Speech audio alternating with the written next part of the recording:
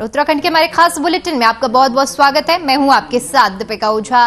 Bulletin की शुरुआत करते हैं। पहली खबर देहरादून से है, जहां सीएम पुष्कर सिंह धामी ने रेल सुविधाओं के विकास के लिए केंद्रीय बजट में 5,004 करोड़ रुपए का प्रावधान किए जाने के लिए प्रधानमंत्री नरेंद्र मोदी और केंद्रीय वित्त मंत्री निर्मला सीतारमण का विशेष धन्यवाद किया है और आभार व्यक्त करते हुए कहा है कि इससे निसंदेह राज्य में रेल सुविधाओं को विस्तार होगा, साथ ही यात्री सुविधाओं में वृद्धि होगी। आपको बताते चले कि प्रदेश में 11 प्रमुख रेलवे स्टेशन का पुनर्विकास किया जाएगा। साथ ही देहरादून और हरिद्वार रेलवे स्टेशन को विश्व स्तरीय रूप भी दिया जाएगा। रेल सुविधाओं को लेकर किए गए प्रावधानों से यात्रियों को काफी सुविधा मिलेगी। वन स्टेशन वन प्रोडक्ट योजना राज्य के स्थानीय उत्पादों को भी प्रोत्साहन मिलेगा।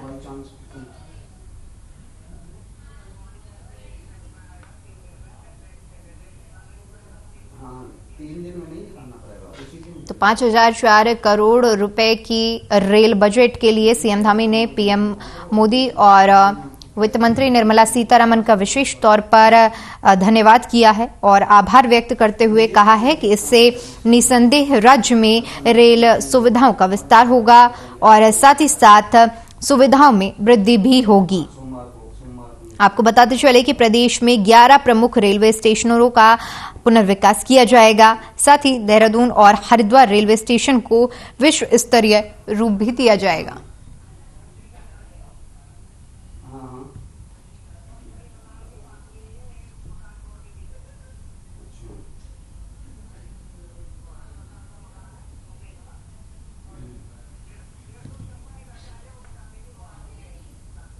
उधर पर्यटन और कैबिनेट मंत्री सतपाल महाराज पौड़ी दौरे पर रहे।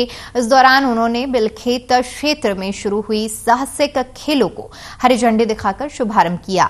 इस दौरान मंत्री सतपाल ने कहा कि हिमाचल प्रदेश की तर्ज पर साहसिक खेलों से पहाड़ी जलों की दशा बदली जा रही है। एडवेंचर स्पोर्ट्स का लुत्फ उठाने के लिए अब पर्यटक लैंसडॉन से वापस लौटने की बजाय बिलखेत भी पहुंचेंगे, जिससे पर्यटन को बढ़ावा मिलेगा। साथ ही कहा कि न्यार घाटी में पर्यटन की संभावना बढ़ाने के लिए जल्द ही वाटर स्पोर्ट्स भी शुरू किए जाएंगे, जिसमें कियोकिंग और राफ्टिंग भी शामिल है।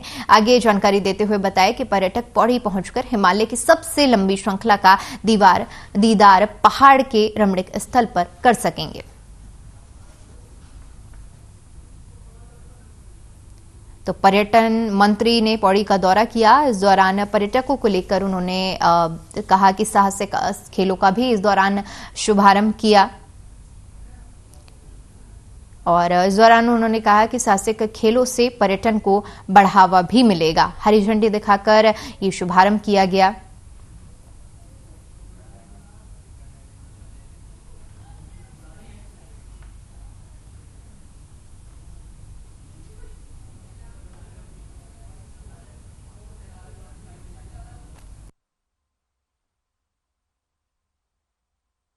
हमारे लैंसडाउन में पर्यटक आ रहा है और उसके बाद वो सोचता है कि क्या करूं मैं।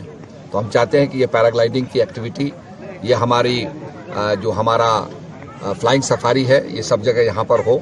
और भी हमारी बहुत सुंदर घाटियाँ हैं और इस प्रकार के स्थान हैं जहाँ हम पैराग्लाइडिंग कर सकते हैं।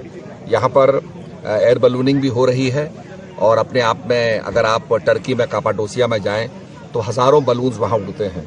इस प्रकार के बलून्स यहाँ होंगे जिसपे हम लोगों को ब्रेकफास्ट भी करा सकते हैं और लोग यहाँ की सुंदरता और हिमालय का जो रमणीय दृश्य है, हिमाच्छादित दृश्य है, बर्फ से ढकी जो पहाड़ियाँ हैं, वो आपको देखने को मिलेगी। तो हमारा टूरिज्म जो है उसको 4 चांद लग जाएंगे और टूरिज्म बहुत बढ़ेगा।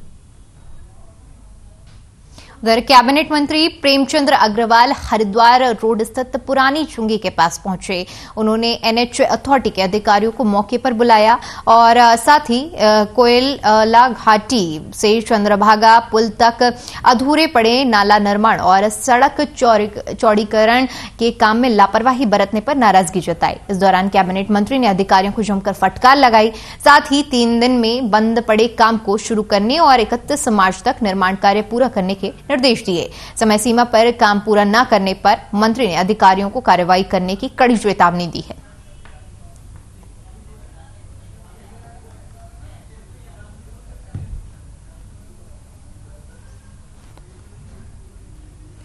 कैबिनेट मंत्री प्रेमचंद्र अग्रवाल हरिद्वार रोड की पुरानी चुंगी के पास पहुंचे थे और इस दौरान उन्होंने निरीक्षण किया और जो भी अधूरे काम पाए गए तो सभी संबंधित अधिकारियों को जमकर फटकार लगाई, क्योंकि काम में जिस तरह की लापरवाही बरती जा रही थी उससे कैबिनेट मंत्री में काफी ज्यादा नाराजगी देखने को मिली।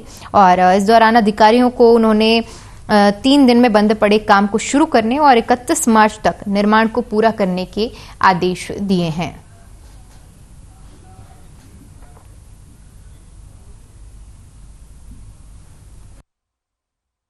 इसमें कुछ हद तक अतिक्रमण कारण रहा है कि ठेकेदार को पूरा राइट ऑफ वे हम नहीं दे पाए। जहां नालियां बन रही हैं वहां पे दूसरे विभागों की यूटिलिटी आ जा रही है बीचों बीच। वो यूटिलिटी शिफ्टिंग न होने के कारण और इंक्रोचमेंट के कारण ये काम पिछले 1 साल से रुका हुआ है। तो हमारे पास इस वित्तीय वर्ष में अब मात्र 45 दिन बचे हैं और काम भी 45 दिन से ज़्यादा का नहीं है। तो मेरा लक्ष्य है कि मैं इसे 31 मार्च तक समाप्त करूँगा। देखिए, जिस प्रकार से कछुआ गति से ये काम यहाँ पे चल रहा था, निश्चित रूप से मुझे मेरे विधानसभा क्षेत्र के इस कार्य में मैं इनकी सीधी लापरवाही समझ रहा हूँ विभाग की। और मुझे ये भी कहना है कि जो जगह जगह इन्होंने काम छोड़ा, अनेकों घटनाएं लगभग यहाँ पे हुई हैं। ये तो भगवान का शुक्र है कि कोई कैजुअलिटी नहीं हुई। और उसके बावजूद जब यहाँ पानी आता है तो पानी का जो फ्लो और पूरे उसके कारण घरों में, दुकानों में, अन्य स्थानों पे जाता है, जिसके कारण लोगों को और दिक्कत हो रही है। वहीं अगली खबर देहरादून से है, जहां कांग्रेस प्रदेश कार्यालय में कांग्रेस नेता सूर्यकांत धस्माना ने प्रेस कॉन्फ्रेंस की और जिसमें उन्होंने पत्रकारों को संबोधित करते हुए कहा कि राहुल गांधी के नेतृत्व में भारत जोड़ो यात्रा, जिसने पूरे भारत को जोड़ने का काम किया है, उसने उत्तराखंड के जन युवाओं ने कश्मीर से कन्याकुमारी तक 4000 किलोमीटर का पैदल यात्रा कर 136 दिनों का योगदान दिया था। उन सभी लोगों को कांग्रेस प्रदेश कार्यालय में सम्मानित किया जाएगा।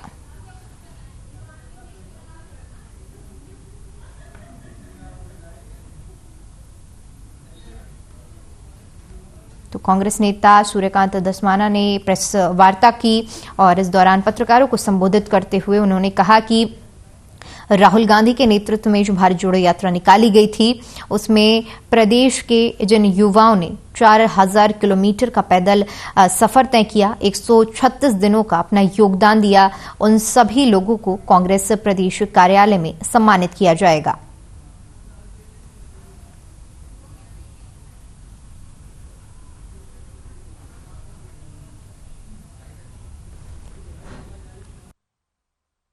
भारत जोड़ो यात्रा में राहुल गांधी जी की जो ऐतिहासिक यात्रा हुई है, जिसको हिंदुस्तान के स्वर्णिम इतिहास में लिखा जाएगा, उस यात्रा में 4000 किलोमीटर, 136 दिन, कन्याकुमारी से कश्मीर, इस ऐतिहासिक यात्रा में उत्तराखंड की तरफ से जो इस यज्ञ में आहुति डालने गए थे भारत यात्री, उनका कल कांग्रेस मुख्यालय में कांग्रेस पार्टी स्वागत करेगी।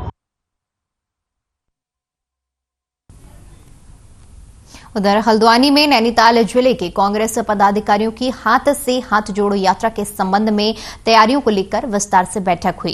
बैठक में नेता प्रतिपक्ष यशपाल आर्य, हल्द्वानी विधायक सुमित और इस यात्रा के संयोजक प्रकाश जोशी मौजूद रहे।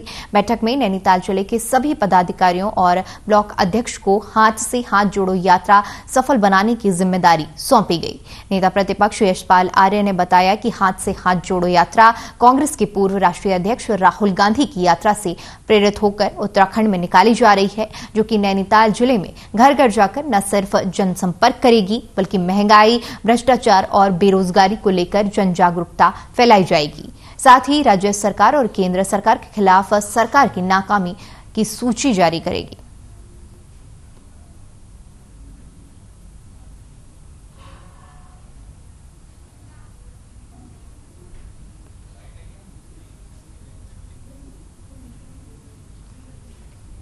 तो बता दें कि हाथ से हाथ जोड़ो यात्रा के लिए नेता प्रतिपक्ष यशपाल मौजूद रहे, जहां पर कांग्रेस पदाधिकारियों की बैठक हुई और इस बैठक में हाथ से हाथ जोड़ो यात्रा को लेकर चर्चा की गई और इस यात्रा को भी सफल बनाने के लिए सभी को आश्वासन दिया गया।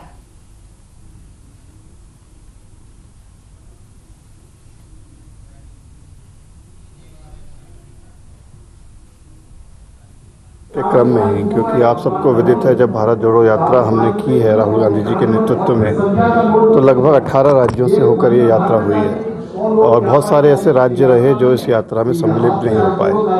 लेकिन अब प्रदेश कांग्रेस कमेटी के माध्यम से विस्तार से हमारी कोशिश है कि इस यात्रा के साथ साथ जो केंद्र सरकार और राज्य सरकार की विफलताएं हैं, जो जन आवश्यकताएं हैं, और इसके लिए प्रदेश कांग्रेस कमेटी के माध्यम से हमने 28 सूत्री चार्जशीट भी तैयार की है।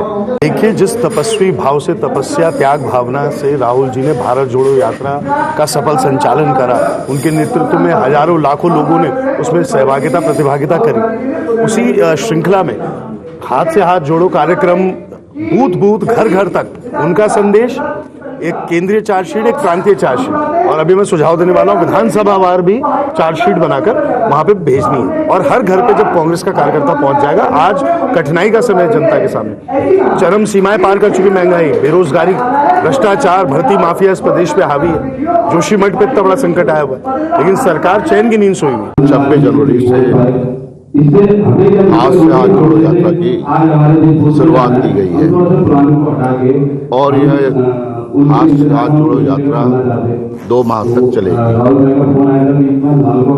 और निश्चित रूप से उद्देश्य हमारा स्पष्ट है कि कांग्रेस ने हमेशा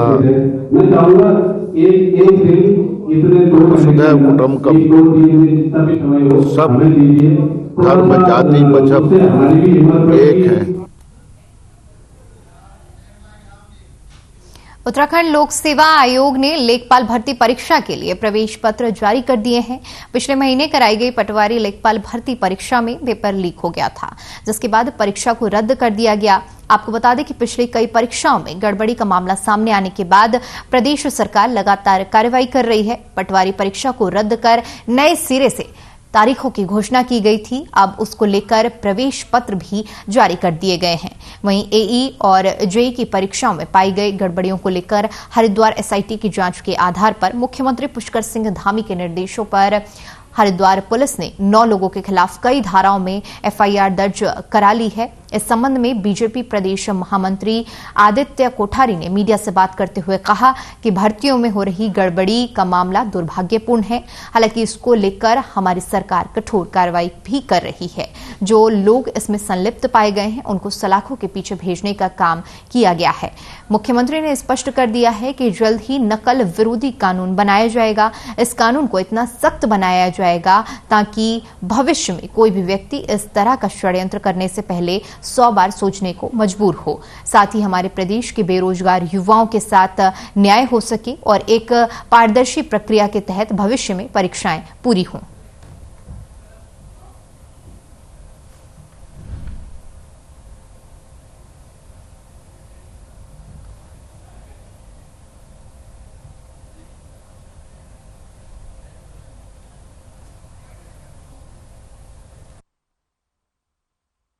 भर्ती परीक्षाओं में जो गड़बड़ियां सामने आ रही हैं ये दुर्भाग्यपूर्ण है और आदरणीय मुख्यमंत्री पुष्कर सिंह धामी जी के द्वारा इन गड़बड़ियों को रोकने के लिए और इन गड़बड़ियों में जो लोग लिप्त हैं उनको कठोर से कठोर सजा दिलाए जाने के लिए प्रतिबद्ध हैं। कई लोग, दर्जनों लोग जो है जेल जा चुके हैं और नकल विरोधी अध्यादेश, नकल विरोधी कानून लाने के लिए आदरणीय मुख्यमंत्री जी ने घोषणा की है कि सख्त से सख्त कानून इसके लिए सरकार बनाने जा रही है।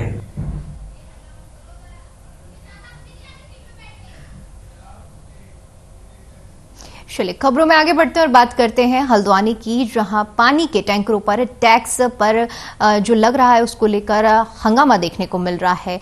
बता दें कि इससे पहले भी टैंकर स्वामियों ने इसको लेकर प्रदर्शन किया है। वहीं इस पर संभागीय परिवहन अधिकारी संदीप सैनी का कहना है कि ग्रामीण क्षेत्रों में और व्यक्तिगत कार्यों के लिए पेयजल टैंकर के इस्तेमाल पर व्यावसायिक टैक्स नहीं लगाया जाएगा। जबकि टैंकर स्वामी का कहना है कि लंबे समय से वह किसान कष्टकार परिवारों से जुड़े होने के चलते पानी की उपलब्धता के लिए टैंकर से पानी लाते हैं। ऐसे में पानी के टैंकर पर व्यावसायिक टैक्स लगाना बिल्कुल भी उचित नहीं है। लिहाजा उन्होंने विरोध प्रदर्शन करने के साथ ही कालाडूंगी विधायक से मुलाकात की और इसके बाद अब आरटीओ ने भी आश्वासन दिया है कि टैक्स नहीं लिया जाएगा।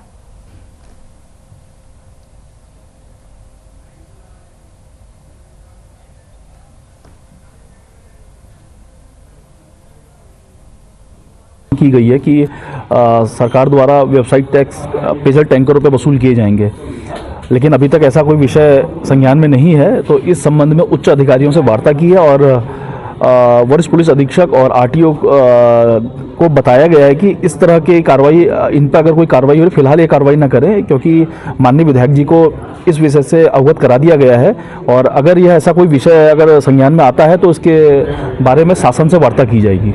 अभी इन लोगों का ऑब्जेक्शन ये था कि हम लोग जो है मतलब टैंकर का अपने निजी उसमें भी इस्तेमाल करते हैं, हम कोई कमर्शियल यूज़ नहीं कर रहे हैं।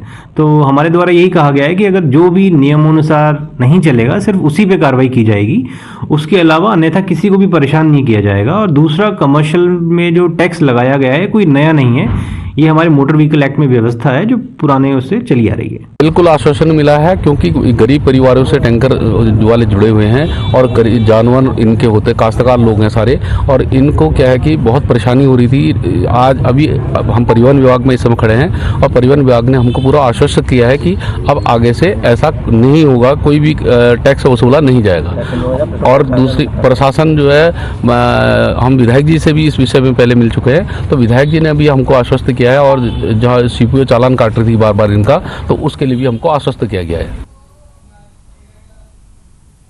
वहीं परिवहन विभाग की बड़ी कार्रवाई देखने को मिल रही है, जहां पर देहरादून, हरिद्वार, ऋषिकेश, रुड़की में डीजल से चलने वाले 10 साल पुराने ऑटो विक्रम 31 दिसंबर 2023 के बाद सड़कों से बाहर कर दिए जाएंगे। वहीं आरटीओ संभागीय परिवहन अधिकारी शैलेश तिवारी ने कहा कि हमारा मुख्य उद्देश्य प्रदूषण को कम करना है और ग्रीन एनर्जी को बढ़ावा देना है। 10 साल से पुराने डीजल विक्रम बंद होंगे और BSA 6 मानक CNG इलेक्ट्रॉनिक हाइब्रिड वाले विक्रम शहर में चलेंगे।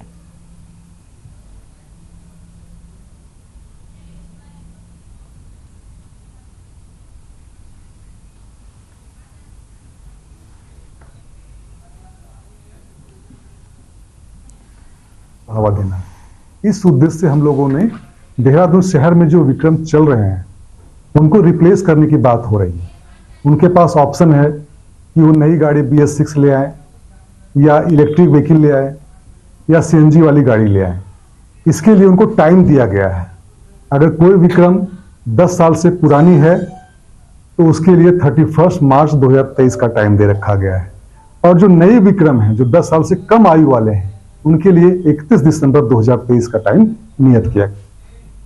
चलिए रुक करते हैं अगली खबर का, जो कि जसपुर से है, जहां लिंक रोड के उप निरीक्षक अजय शर्मा ने जसपुर पुलिस टीम के साथ मोहल्ला पट्टी चौहान वार्ड नंबर 6 निवासी युवक के घर दबिश डाली।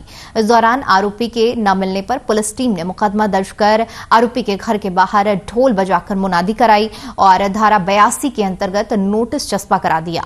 उत्तर प्रदेश पुलिस के उप निरीक्षक अजय शर्मा ने बताया कि जलील अहमद नाम के युवक के खिलाफ अश्लील वीडियो क्लिपिंग का काम करने का मामला मुकदमा दर्ज हुआ था और साथ ही आरोपी कई महीनों से फरार चल रहा है और न्यायालय में पेश नहीं हुआ है, जिसको लेकर न्यायालय के आदेश पर उनके घर पर नोटिस चस्पा किया गया है।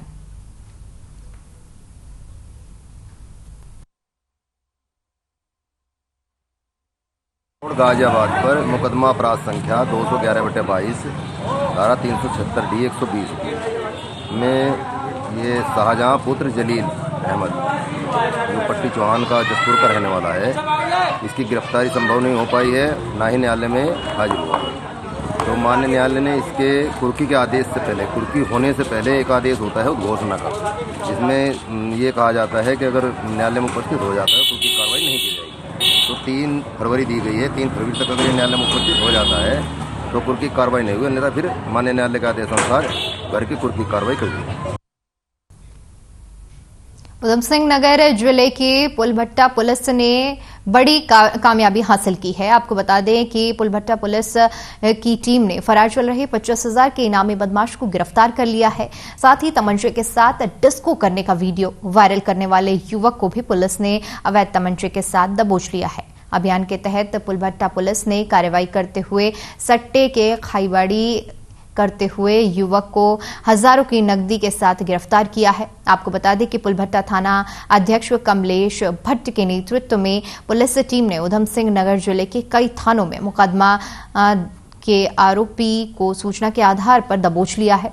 पुलिस क्षेत्राधिकारी ओम प्रकाश शर्मा ने बताया कि फरार और इनामी बदमाश की धरपकड़ के साथ साथ अवैध रूप से शस्त्रों की खरीद फरोख्त, सट्टे और शराब के कारोबार पर रोक लगाने के लिए पुलिस विशेष अभियान चला रही है। सीओ ओम प्रकाश शर्मा ने बताया कि अभियान आगे भी जारी रहेगा और अवैध कार्यों में लिप्त आरोपियों के खिलाफ कड़ी कानूनी कार्रवाई की जाएगी। तो बताते चलें कि पुलिस को बड़ी कामयाबी हाथ लगी है, जहां पर पुलिस ने इनामी बदमाशों को गिरफ्तार किया है। गिरफ्तार किए गए आरोपियों के पास से पुलिस ने अवैध तमंचे भी बरामद किए गए हैं।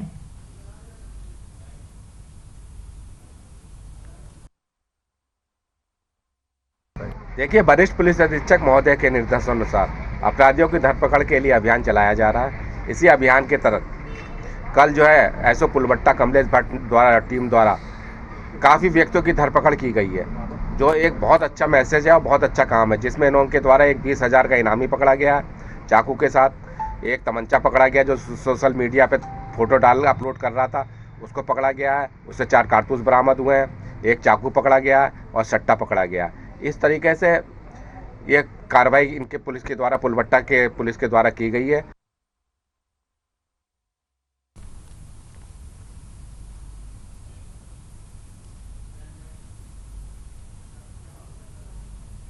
खबर रुद्रपुर से है, जहां गदरपुर पुलिस ने अवैध असलहा बनाने वाली एक फैक्ट्री का भंडाफोड़ किया है। आपको बता दें कि पुलिस को इस फैक्ट्री में 5 तमंचे और असलहा बनाने के उपकरण मिले हैं।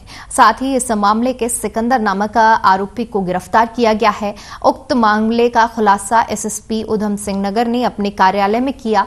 आपको बताते चले कि पुलिस ने मुखबिर की सूचना पर रायपुर से भाखड़ा पुल पर सबरी ईंट भट्टा के पास बासा के पेड़ों के पास अवैध तमंचों की फैक्ट्री चला रहे छापेमारी की और एक आरोपी को गिरफ्तार किया है, जबकि दूसरा आरोपी गोविंद अंधेरे का फायदा उठाकर फरार हो गया। जांच के दौरान पुलिस को फैक्ट्री में 5 तमंचे और अवैध असलहा बनाने के उपकरण बरामद हुए हैं।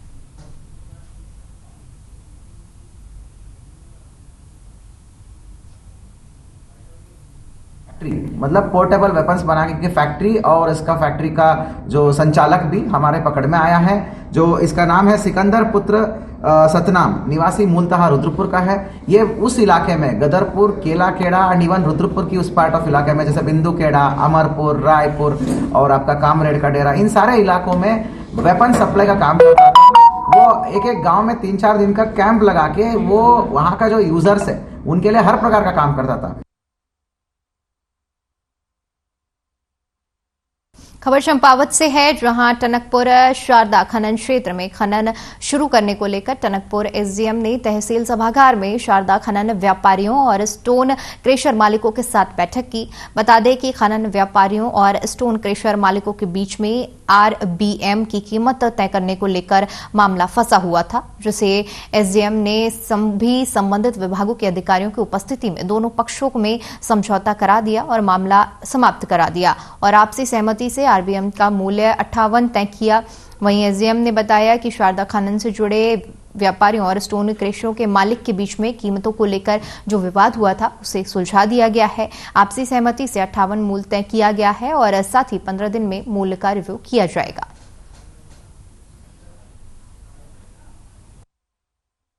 शारदा ट्रक एसोसिएशन और जो यहाँ के स्टोन क्रेशर्स के जो स्वामी, इनके मध्य जो है रेट को लेकर कुछ इशू थे, जिसमें पत्थर और आरबीएम को लेकर तो तय हुआ कि 58 रुपया इनके आपस में तय हुआ है। और ये भी जो है समझौता हुआ इनके बीच में कि हर 15 दिन में जो है इसका रिव्यू किया जाएगा रेट के रिगार्डिंग। और ये 15 दिन जो है जो वर्किंग डे वो गिने जाएंगे और 15 दिन में ये रिव्यू होगा। तो इसमें इनके पदाधिकारी भी थे ट्रक एसोसिएशन के, और ये जो स्टोन क्रेशर के जो मालिक है ये खुद उपस्थित है। तो लिखित रूप में इनके समझौता हुआ है और सोमवार से ये जो है कार्य शुरू करेंगे। जो आज निर्णय जो हुआ है जो हमारा आज हुआ है वो आरबीएम का रेट हुआ है 58 और इस शर्त पे हुआ है कि ये कागज़ जो है इसमें सभी दोनों केसेस स्वामियों की साइन है, बाकी हमारे पदाधिकारी की साइन है। ये हमें एक रिसीट मिल गई है वहाँ से कि 58 रुपये आरबीएम का तय है और इसमें 15 दिन में कार्रवाई दिवस जो होगा उसके बाद हमारी एक छोटी बैठक होगी, जो भी उनमें निर्णय लिया जाएगा, जो भी होगा उचित है उस मीटिंग में होना है। बाकी 58 रुपये में हम आरबीएम में सहमति बना के रखें और हम सोमवार से अपना गेट पूर्ण रूप से खोलेंगे। चलिए फिलहाल के लिए इस बुलेटिन में इतना ही। देश और दुनिया की तमाम बड़ी खबरों के लिए बने रहिए हमारे साथ। नमस्कार।